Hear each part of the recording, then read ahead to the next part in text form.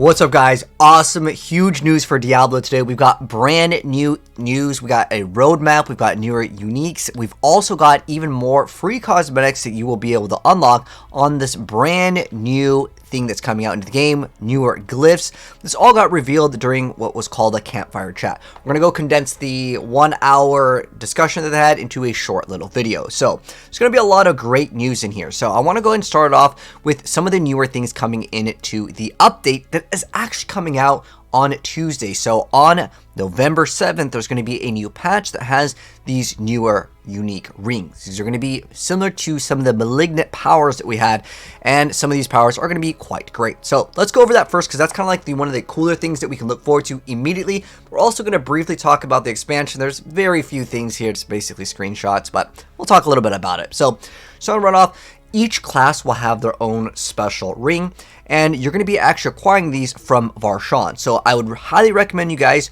to save all of your Varshan materials, because these will not drop until Tuesday. So if you have any echoes of Varshan, save them. Well, specifically any of the malignant, like, the head, the hand, like those little like parts that you would normally use to go to Varshan. So save those, because that's how you acquire these, okay? So, starting right off, the one on the left is going to be for Rogue. So these are basically for each individual class.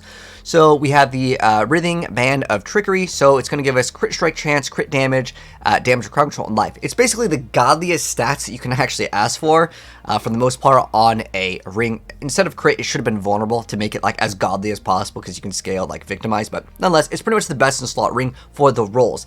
Now, unfortunately, the unique power on this could be a little bit lackluster. I'm not going to lie with Rogue, because it's going to make a decoy trap that lures enemies in, and it's going to actually explode, dealing some sort of damage. Now, there is going to be some newer forms of endgame content coming out as well, and it could maybe be good for that. But like, do you really need a decoy for like some of the Uber bots? No, because you can one-shot it with Tabalts, right? So this is kind of like what I would consider maybe kind of a skip, unless again you're doing sigil 100s.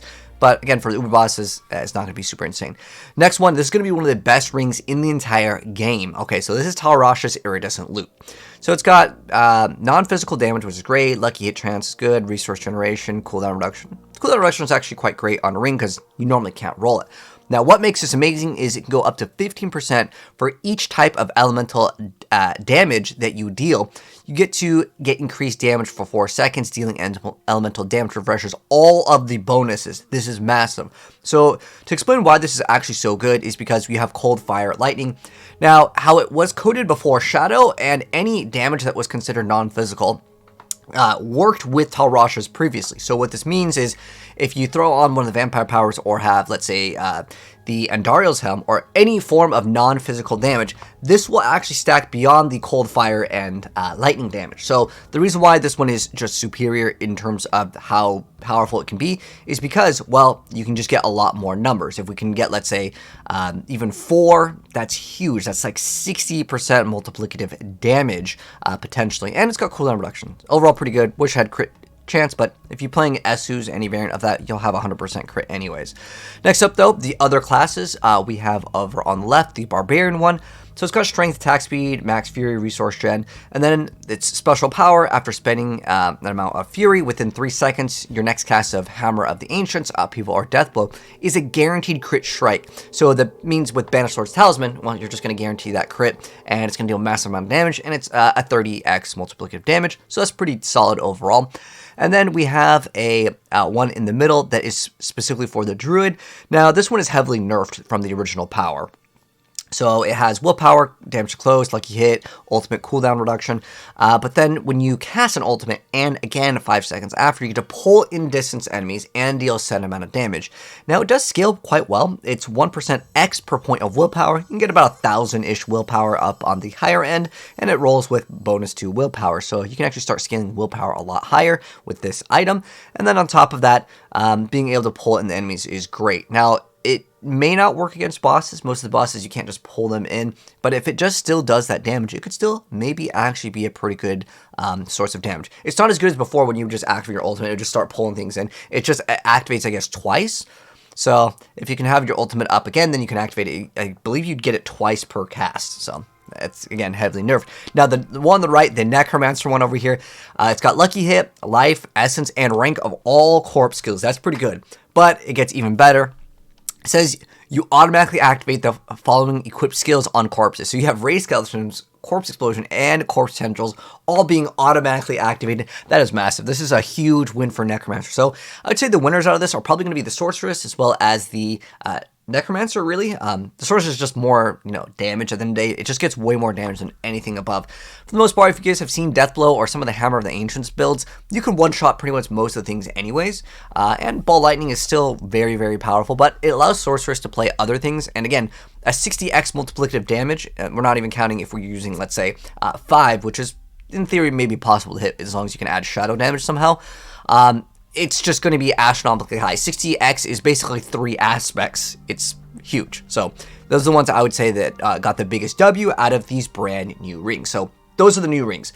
Let's go over some of the cosmetic rewards. So there's going to be a brand new event coming, and that's going to be happening relatively soon. I'll go over the dates in a second. But free cosmetics, it's always a nice thing to have. So this is happening on the Midwinter Blight. There's going to be some sort of newer addition to the game. I'm not sure how long it is, but in terms of it, it's going to be a holiday event. It's going to have new quests. So it almost seems like a mini season. They actually added an area to the game too, and I'll show you what that looks like. But on top of that, they're going to be adding in patch 1.2.2 those rings. We already went over the rings effects. That's kind of like the biggest announcement. But on top of that, on December 5th, we are also getting another update, which is going to have an enchanting preview window. So you can see what kind of rolls you can get on your items, similar to what we already have in Diablo 3. So that's going to be awesome.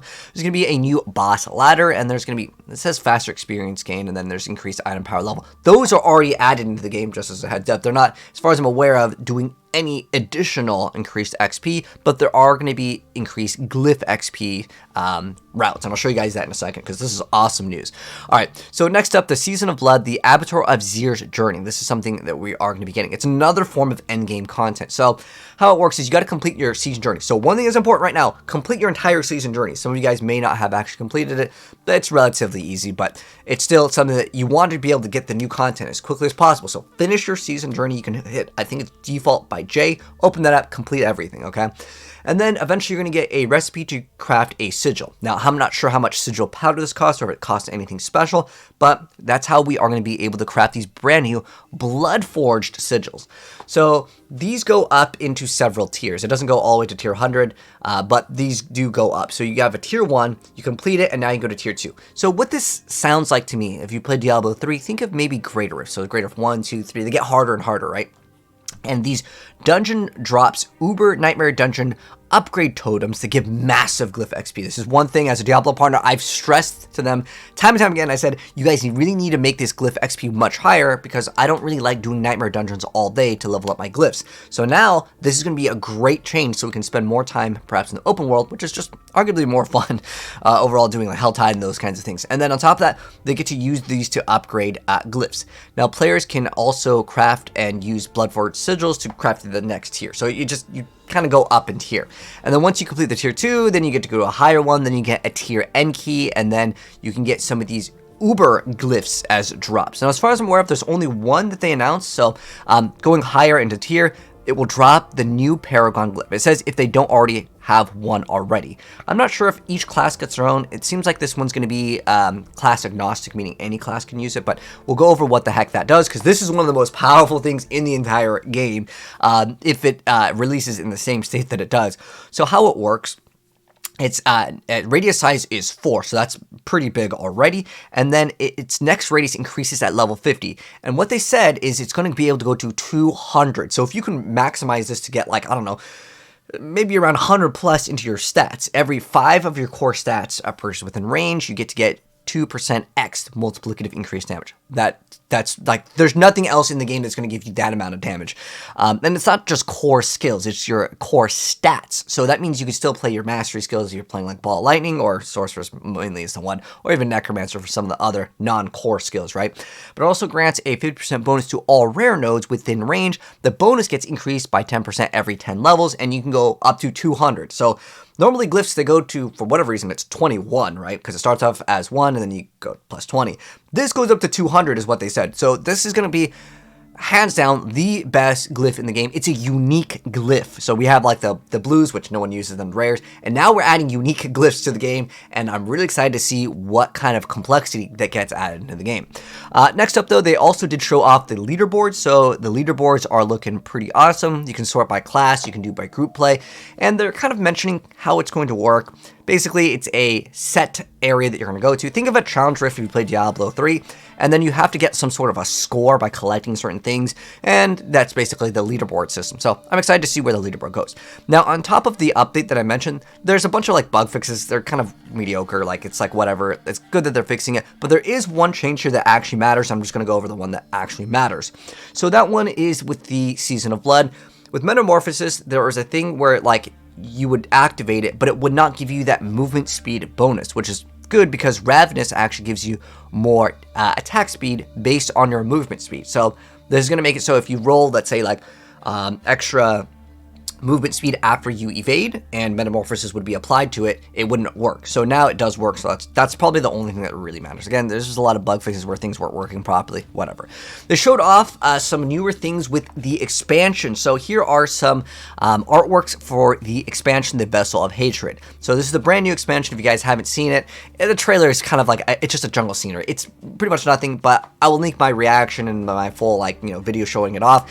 It's honestly a skip. Like, I wanted to see more gameplay. I wanted to see the brand new class. They did not talk about the new class. However, we did get one thing that was new in this, which was that the newer class is not Witch Doctor, okay?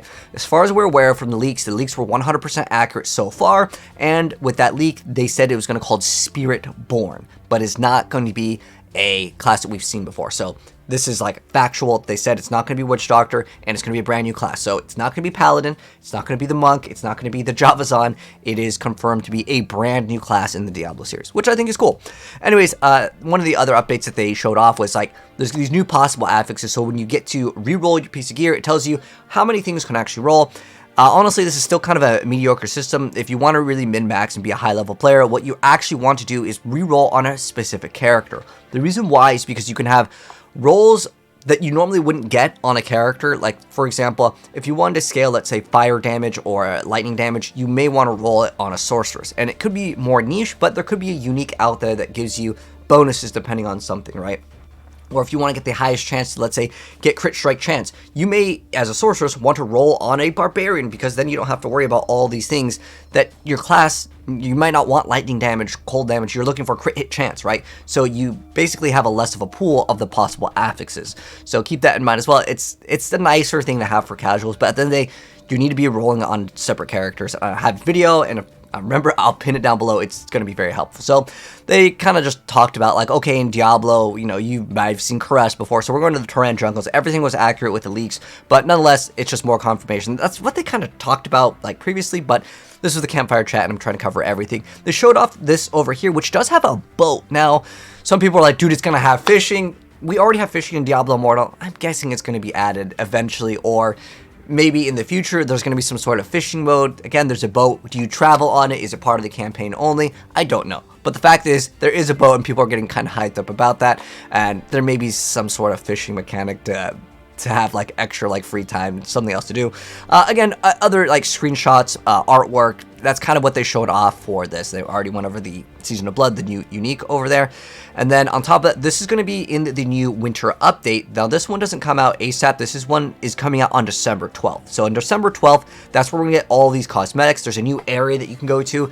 They didn't show off the full gameplay, but there's going to be, kind of looks like just like one of those like events that's already in the game. Like, you know how like there's someone that needs to be helped, or like you have to stand on these little like pedestals. It kind of looks like that. Don't expect like a huge giant expansion. At least that's what I'm, expecting. Not just something huge. It's just something small, just a little festive. Maybe get some extra rewards. That's cool.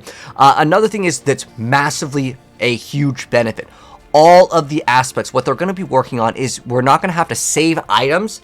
More likely, we're going to have to like just salvage it, and then we'll get that aspect, and then we can just craft the highest aspect. If you guys didn't know, in the original version of Diablo 4, before they actually took this away, what happened was as your character would get more powerful on the aspects that you could acquire, those would actually level up with you. It was a great system. I don't know why they removed it, but now how it's going to work is perhaps if you salvage it or insert the aspect, it's going to keep it on your character, so it's going to really help out with storage. So it's kind of indirect way to actually give us additional storage. So if you get that perfect roll on, like, let's say Disobedience, and you're like, well, I need to save this for my end game build, you may not have to do that anymore, which is awesome. Now, is it going to be a one-time use, or can you just keep on applying it? I don't know, but at the end of the day, it's going to be some form of a way for us to not have to manage that. And the last thing I want to mention, yeah, again, save any of your parts for Varshan until Tuesday, because that's when we're going to be getting these brand new, super powerful, unique rings. And some of these, honestly, will not be best in slot. Like, I'm going to tell you for sure,